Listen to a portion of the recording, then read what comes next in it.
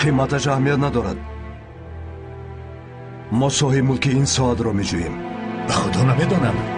در وقتی گریختن از جنگل یافتم، بعد ما رو داشتند و به اینجا آوردند. گوش کن، با ما راستش رو گو. اگر نگویم چی میشود؟ من رو زندانی میکنید. من بی این هم تمام شدم.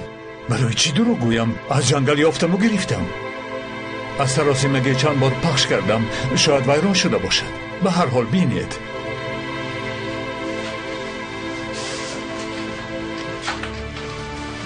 ای بلا زند تو را. آنها از خفا می آیند. هر لحظه آمودم. باوری داری؟ زود باش یواز. مایلش عمل بکنیم. سه.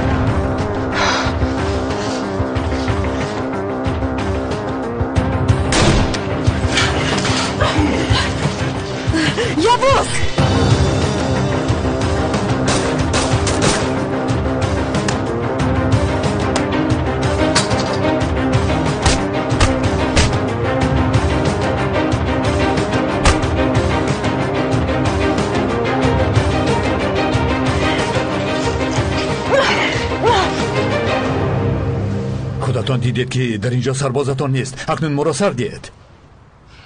تو بهترش دمت را گیر. ببین، ببینم قماندان وزیر سخت در غضب است. تو را دو پاره میکند. تو حال او کسی را نرنجانیده است. با همین خاطر احتیاط کن. چی کار میکنیم قماندان؟ محافظان را رها کنید. مدیر را هم آزاد کنید.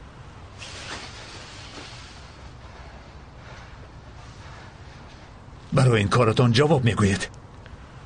حالا با شما چه بودنی دستگیر کردنی سردار محبسخانه را نشان میدیم. آنها را دستگیر کنید. به زندان پرتایید. زود باشید. قماندان، مقابلیت نشان ندهید. اصلا این کارها زیاد طول نمیکشند. آنها حق زیاد نگاه داشتن ما را ندارند. مشکلی ایجاد نمیکنیم.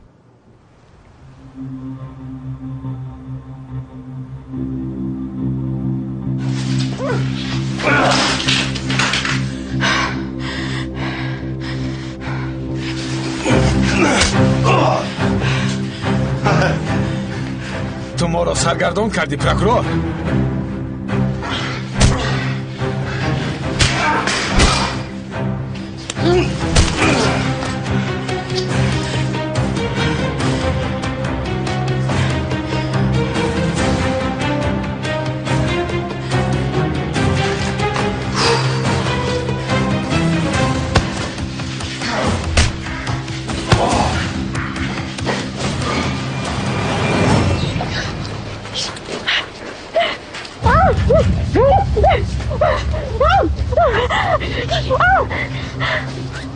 یواز!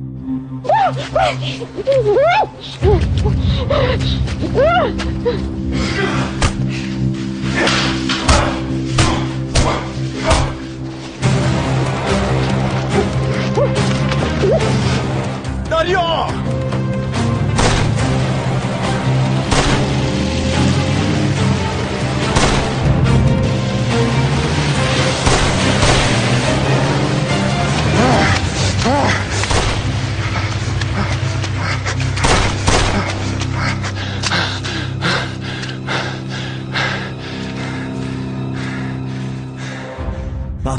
میکشم. من تو را میکشم دراگان. اگر با این زن ضرر رسانی من تو را میکشم دراگان.